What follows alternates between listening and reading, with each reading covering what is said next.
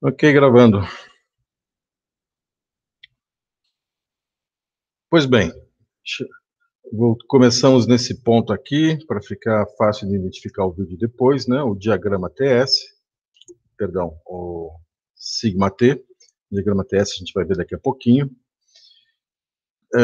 O que significa esse sigma T na realidade, né? A gente fala que uma água tem um sigma T 25.0. Isso quer dizer, basicamente, que a densidade dela é 1,025 gramas por centímetro cúbico. Por aqui a gente já vê uma coisa, né, os oceanos então, são formados em camadas de densidades. Águas mais densas vão para o fundo, águas menos densas ficam na superfície.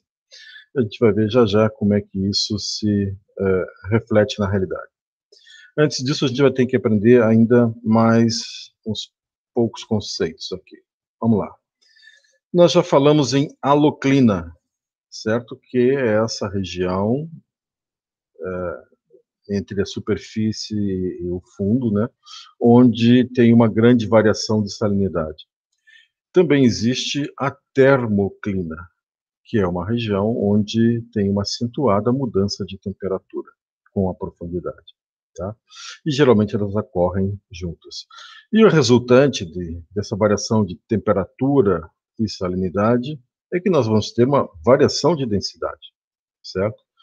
Então, se a densidade na superfície do oceano é mais ou menos homogênea nos primeiros 200 metros, digamos assim, por conta da camada de mistura, à medida que a gente vai afundando, a densidade vai aumentando até que ela vai aumentando aí do 1 quilômetro em diante, muito pouco devido somente à compressão, quer dizer, à pressão da coluna d'água, tá? Essa picnoclina é uma barreira biológica muito importante, certo? Organismos que estão abaixo dificilmente atravessam, e organismos que estão acima também dificilmente atravessam. Se atravessam, não voltam mais. Deixa eu cuidar do meu chazinho aqui que está esfriando. Então, vamos ver isso na vida real, como é que é. Olha, essa foi uma expedição que aconteceu em 2006, era um navio da Rosenstiel School of Oceanography, era um navio, inclusive eles têm aquele submarininho que vai até 4.000, 5.000 metros, mas não foi o caso. Essa expedição estava interessada nos tubarões de Atol das Rocas, que fica aqui, e do arquipélago de Fernando de Noronha, que fica aqui, certo? Mas, por convenção, navios de pesquisa, convenções internacionais, navios de pesquisa que venham trabalhar aqui, de outros países que venham trabalhar aqui, têm que embarcar cientistas do Brasil. E essa pesquisa foi, digamos assim, um acordo, foi um trabalho conjunto, não um acordo, um trabalho conjunto entre o professor Ricardo Rosa, aqui meu colega, e Samuel Gruber, que é um especialista em tubarões lá desse instituto. E o navio era o Seward Johnson. Eu não lembro de que instituição era, mas, digamos assim, a pesquisa juntou grana lá nos Estados Unidos para pagar a diária do navio. E pense numa grana grande. Bem, a parte legal dessa história é que eles me deixaram soltinho com o navio oceanográfico, dizendo, olha, a gente está interessado em tubarões, se você quer fazer a parte de oceanografia, você faz o que você quiser. Então, tá bom, vamos fazer. E aí eu determinei essas estações ao longo dos trajetos do navio, e perto de Rocas também, e perto de Fernando de Noronha, eu fiz algumas estações em volta repetidas, a gente já vai chegar nelas, tá? Aqui eu peguei essa areazinha aqui do Atauro das Rocas e projetei aqui para a gente ver com mais detalhe onde é que eu coloquei as estações oceanográficas, para medir justamente esses parâmetros, temperatura, salinidade, etc. Vamos ver os meus resultados? Aqui estão. Esses resultados chamaram muita atenção, eu já vou explicar por quê. Aqui nós temos montes submarinos, né? E aqui nós temos a região de maior salinidade da água. Não é na superfície. Tá vendo só?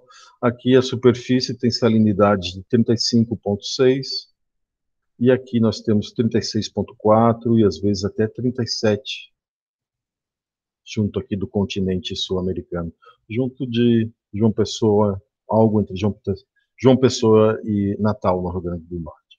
Tá? Inclusive, vocês veem que esse material aqui está se abrindo, essas linhas aqui estão se abrindo, né? O que é isso? Ao encontro dessa massa de água que vem aqui do leste, né? Em direção ao continente. É a barreira física do continente, o efeito físico, da presença física da margem continental, que faz com que essa água fique meio empilhada por aqui. Vamos pegar aqui a estação 27. Nossa, tem uma lente de água muito doce aqui, 35,6, então 35,4, 35,2, 35,2 em águas oceânicas, isso é muito raro. O que está acontecendo aqui? Uma chuvarada, uma chuva típica de regiões tropicais, certo? Então essa água acabou se diluindo aqui. O que acontece? A água um pouco mais salgada, é um pouco mais densa, então ela mergulha até os seus 75 metros, daí encontra águas mais frias, que também são mais densas, e a estabilidade de densidade ficou nessa profundidade mais ou menos. Cool, então a água evapora aqui em cima e mergulha até os 75 metros, porque aumentou a salinidade, né? E vai lá e se estabiliza por aqui. Vamos ver como é que é o perfil de temperatura dessa região aqui. Olha só, tá? Águas bem quentes, acima de 28 graus na superfície, na camada de mistura, né? E aí, em torno de 26 graus, onde está a haloclina. E também a termoclina agora, né? E aqui para baixo nós temos água, eu cheguei a mostrar 200 metros, eu estou vendo água subindo, aqui é água de fundo subindo aqui nessa região, né? Então essas são as isolinhas de temperatura daquela região naqueles dias. Isso tem que ser dito. Se a gente for lá hoje, talvez a gente encontre uma situação um pouco diferente.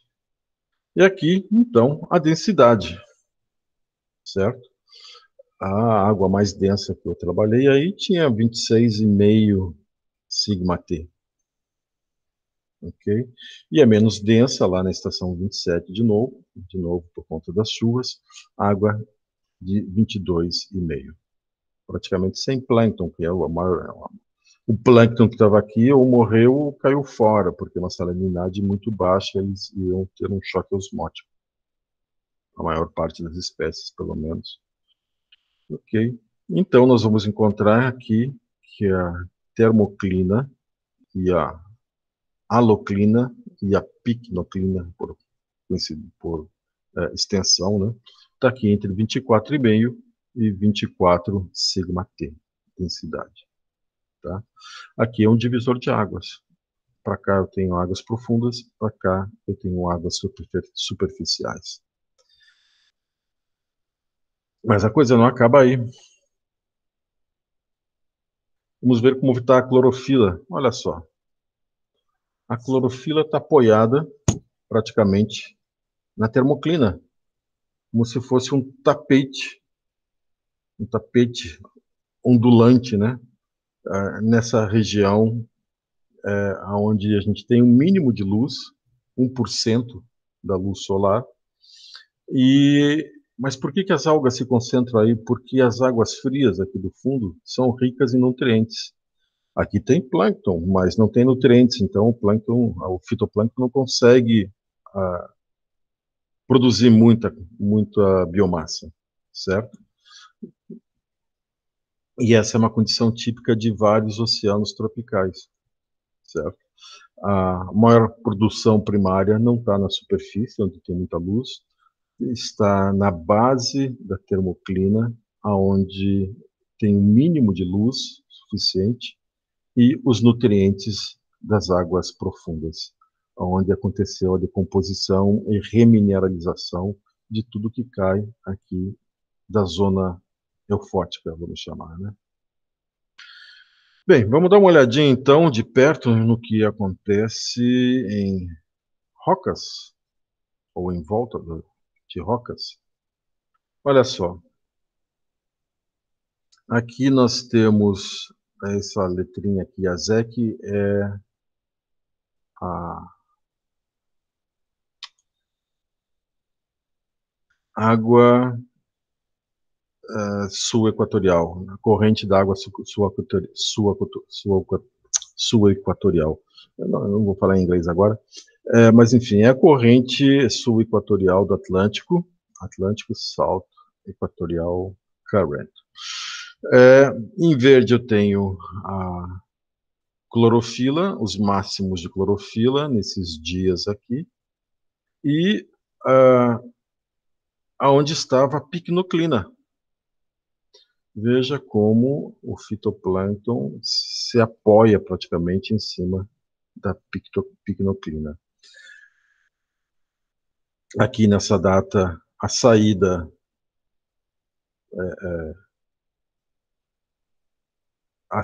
aliás, da picnoclina é sempre mais rasa do que a entrada, pode ver isso aqui, exceto nessa situação, já vou explicar. Por que isso? É o efeito de massa de ilha. A ilha turbilhona a água, certo? O que eu estava querendo entender aí em rocas? Como que um atol, no meio de uma água tão pobre em nutrientes, consegue ter uma biomassa tão grande?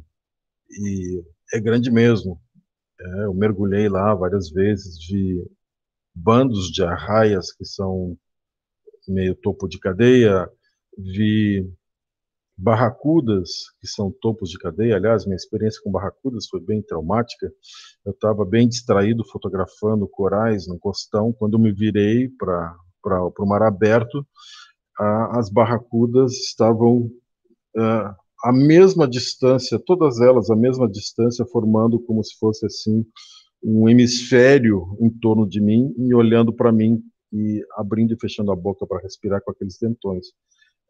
Deu um medinho, mas elas e eram grandonas as danadas.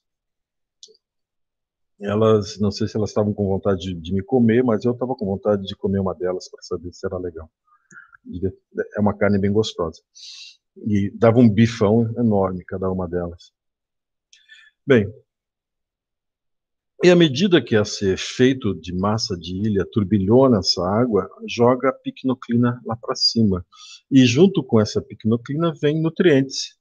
Quer dizer, sempre do lado por onde passou a corrente, né, o lado, vamos falar assim, a jusante da ilha, nós vamos ter um enriquecimento do plâncton por conta desse efeito, certo? O plâncton vai poder crescer mais próximo da zona da superfície, porque os nutrientes foram até lá e vai ser uma zona rica em produção primária por conta desse efeito, certo?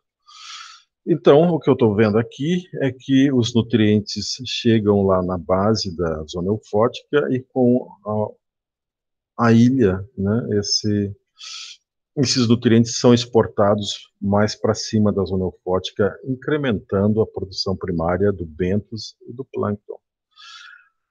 Estão vendo esse círculo amarelo aqui?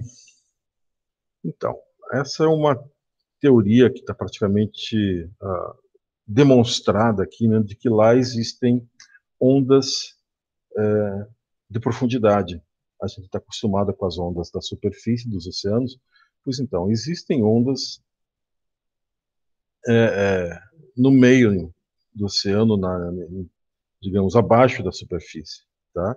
Essa onda em particular aqui tinha o quê? Uns 30 metros ou mais de amplitude e jogou a picnoclina aqui embaixo e depois jogou aqui em cima, certo? Então, essas ondas internas, que a gente chama, também são digamos, uma energia auxiliar, usando a linguagem do Odum, não sei se vocês estudaram pelo Odum, mas, enfim, energia que vem do ambiente trazendo nutrientes que vai aumentar a produção de algas e por toda a cadeia trófica vai ser subsidiada através desses processos físicos de ondas internas e efeito de massa de ilha. Vocês estão entendendo alguma coisa do que eu estou falando? Certo? Enfim, assim fica entendido, né, como é que funciona esse atol. Nutrientes vão chegando pela corrente, eu cheguei a calcular aí em algum momento desse trabalho, se vocês quiserem, posso passar aí a referência, né, 2013.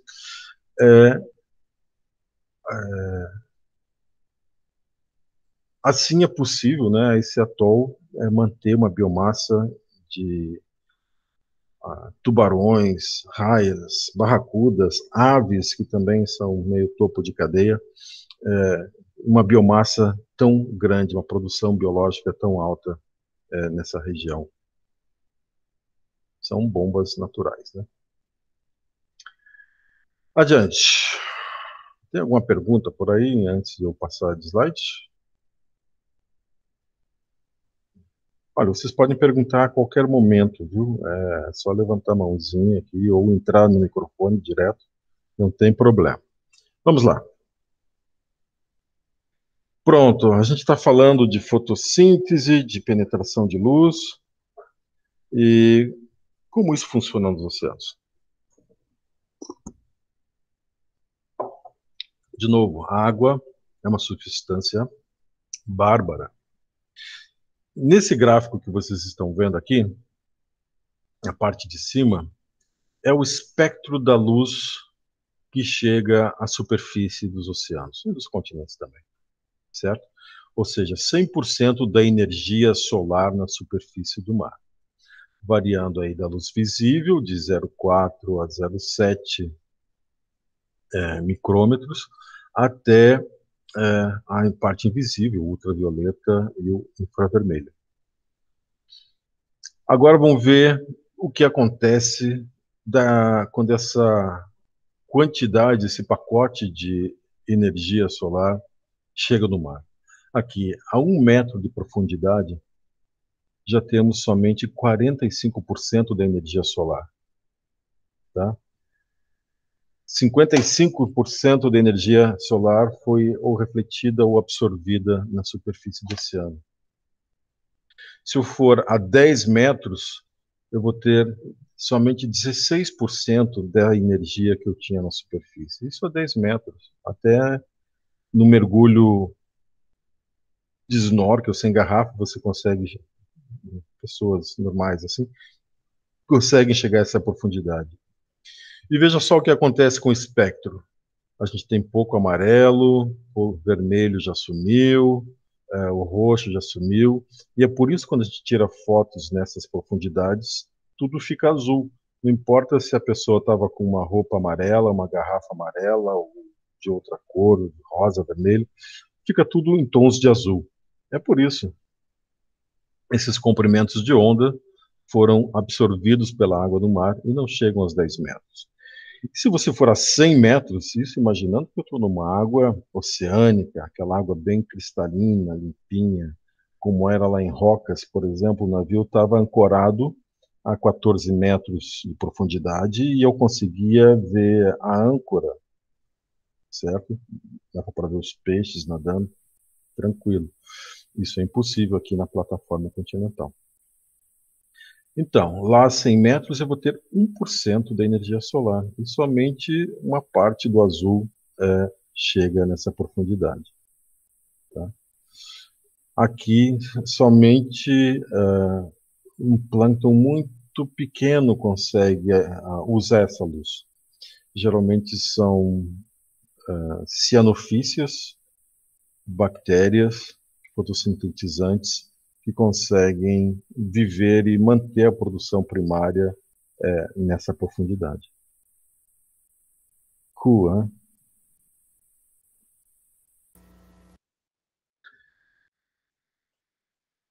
Fala, Denis.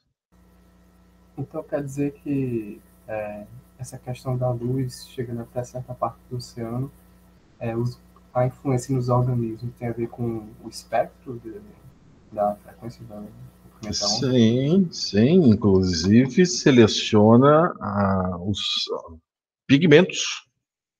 Alguns pigmentos funcionam mais perto do amarelo, outro mais perto aqui do roxo, certo?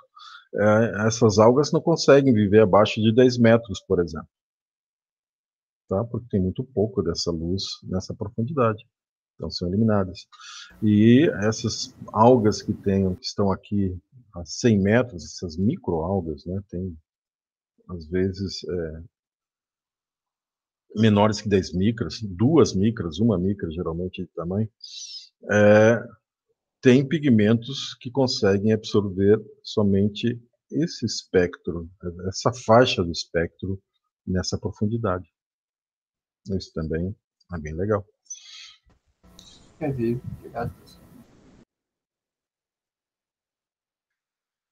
Aqui, então, isso faz com que a gente tenha um oceano que é escuro na sua maior parte, somente tem uma casquinha aí, exagerando, até 200 metros, onde a fotossíntese, a produção primária é possível. Todo o resto é penumbra ou escuridão completa, certo?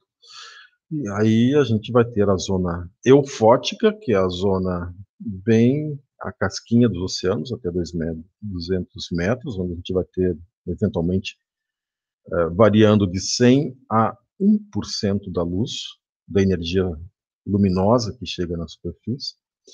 E depois nós vamos ter a zona disfótica, que é entre 1% e 0% de luz, certo? Nessa zona disfótica não tem produção primária nenhuma, tá? Mas existe alguma luz, os seus olhos seriam capazes de perceber, tá? É tudo penumbra, é como você está assim numa sala muito mal iluminada, uma luzinha de vela, você vê vultos, mas você talvez não consiga identificar as pessoas. Deixa eu dar um golinho aqui no meu chá.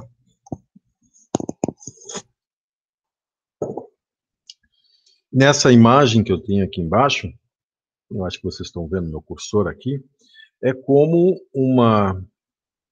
um cachalote veria uma lula lá aos 400 metros de profundidade, onde essas lulas gostam de viver, tá?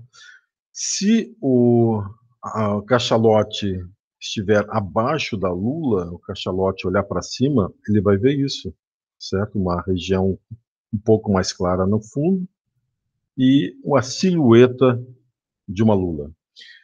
Por outro lado, se o cachalote estiver acima da lula, ele vai ver um fundo negro, certo? Com algo um pouco mais pálido, um pouco mais claro, com a silhueta da lula.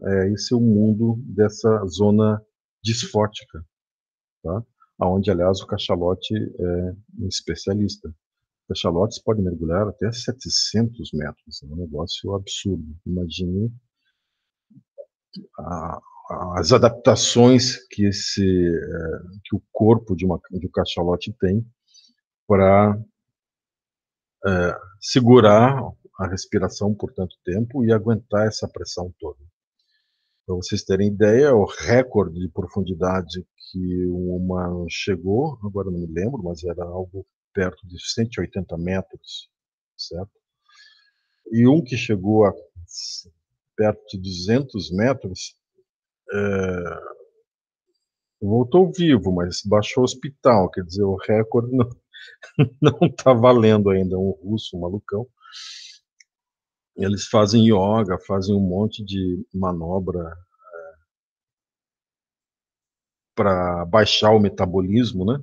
Para conseguir segurar a respiração por tanto tempo. E mais, a descida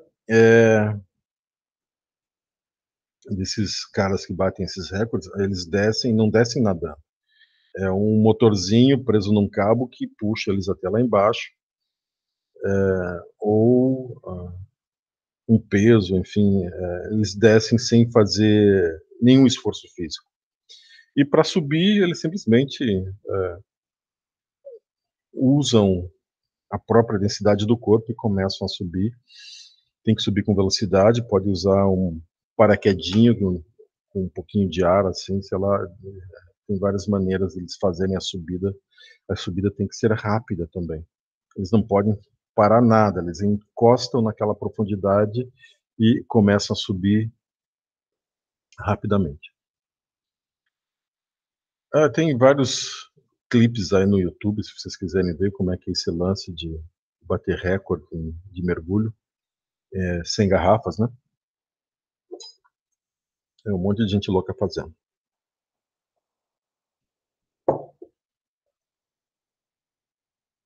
Bem, agora vamos ver como a luz solar se comporta na superfície do oceano. E tem o lance da refração da água, né? Então, quanto mais perpendicular à superfície do oceano o Sol incide, menor a reflexão. Por exemplo, nas regiões equatoriais, o Sol está praticamente 90 graus em relação à superfície, a reflexão aí é em torno de 2%.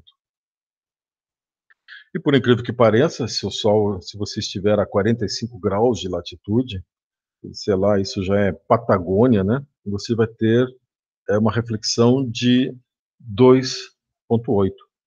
Se você tiver a 75 graus de latitude, veja só, isso já são regiões polares, tá? A reflexão é 21%. É a quantidade de luz que volta para o espaço do jeito que chegou, certo? Não é absorvido pelo mar. E se você estiver perto dos polos, aí 90% da luz é devolvida para o espaço do jeito que chegou, tá? Essas pequenas diferenças fazem com que o oceano tropical seja o oceano tropical, absorve essa quantidade absurda, 98% da energia solar, enquanto as regiões polares, aí 80% por cento da energia solar é absorvida, e abaixo disso, né, vai tendendo para devolver até 90%. Aqui, para você saber qual é a camada, qual é a espessura, né, da zona eufótica de um lugar que você esteja estudando. Pode ser um lago também, não precisa ser um estuário ou mar aberto. Você pode usar um disco de Secchi. Veja só, aí no começo do iluminismo, né, os clérigos também se envolviam em ciência e nas suas mais diferentes áreas, né? E esse Pietro Angelo Secchi inventou um método para medir a espessura da zona alfótica, que é o estado da arte, que é o tal do disco de Secchi, tá? Eu vou ver se eu consigo abrir minha câmera para mostrar para vocês alguns aqui.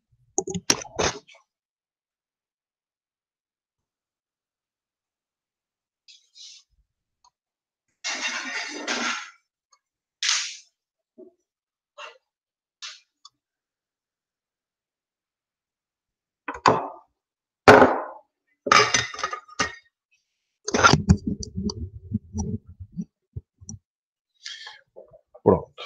Eu vou mostrar rapidinho, porque senão a minha câmera para e vocês não veem nada. Cadê? Aqui está. Nada?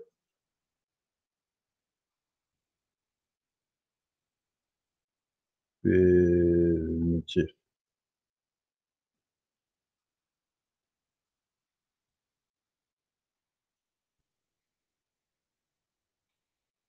Nada? Ainda não. Ah, que chato. Então tá bom. Eu queria mostrar para vocês uns equipamentos caseiros, porque é legal quando a gente encontra um método que não é altamente tecnológico nem custa caro, é acessível aos nossos estudantes, né, medir a espessura da, da zona eufótica, onde pode acontecer a produção primária, né? E nessa foto vocês estão vendo um disco, aí tem essas faixas, essas bandas brancas e pretas, e o operador está fazendo bem como manda a metodologia, como a norma. Você tem que ter o sol pelas costas. Se você vai do lado do barco por onde o sol está entrando, você vai ficar ofuscado pela reflexão na superfície e não vai ver o disco de Secchi. Então, é basicamente um disco com um peso e essa cordinha com marcações de... A minha eu fiz aí de 25 e 25 centímetros, porque trabalhando no estuário, né, a água não mergulha muito.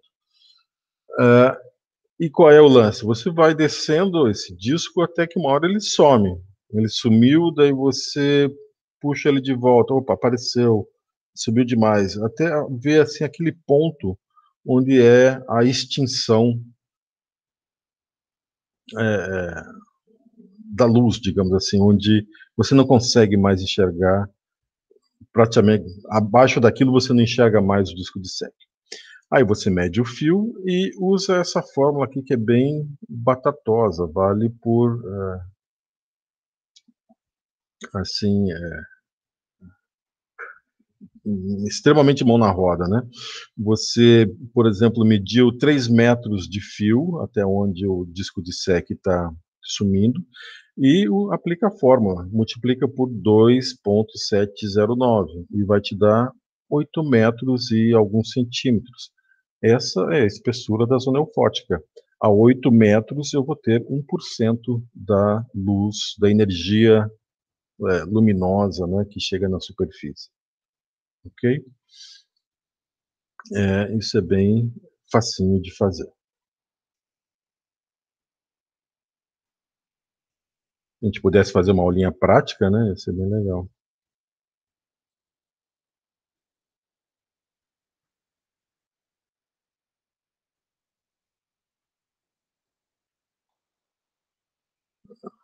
Por que não quer mudar de slide?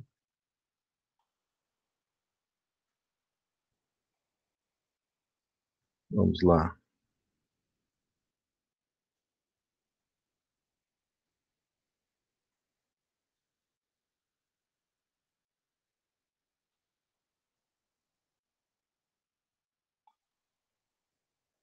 Nada da minha câmera, né? Que pena. Tudo bem, vamos lá, sem perda de tempo. Bem, além da luz, nós temos a propagação do som. A propagação do som nos oceanos é um lance muito sério. Na realidade, através do som, é possível saber hoje se as algas profundas dos oceanos estão aquecendo como a superfície, certo? Por conta da velocidade de propagação do som entre dois pontos conhecidos. A gente vai ver isso daqui a pouco. E também existe um perfil de propagação do som em diferentes partes do oceano. Eu estou mostrando aqui nesse gráfico com fundo negro aqui, Mar de Weddell, isso aqui é na Antártica, Pacífico Norte, veja que tem um perfil de propagação do som diferente. Abaixo dos 1.500 metros aí, as coisas são bem semelhantes. Aqui nós temos o Mar de Sargasso, certo? E o Mar de Sargasso é laranja, amarelo, e o Mar Mediterrâneo, certo? Que não vai mais fundo porque não é tão fundo, afinal de contas.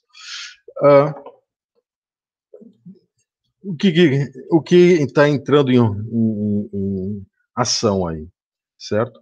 A propagação do som é diretamente proporcional à densidade.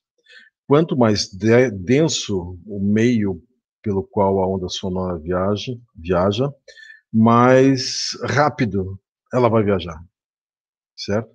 Então, densidade e velocidade do som aumentam proporcionalmente. Só um minutinho, pessoal.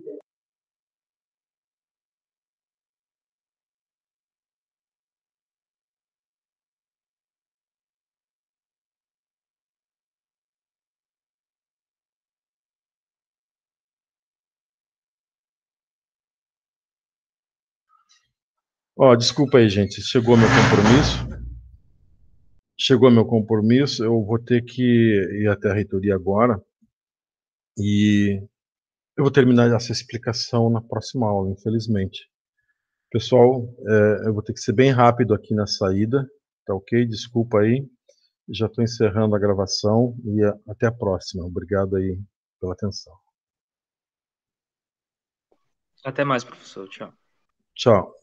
Tchau, tchau, professor. Tchau, gente.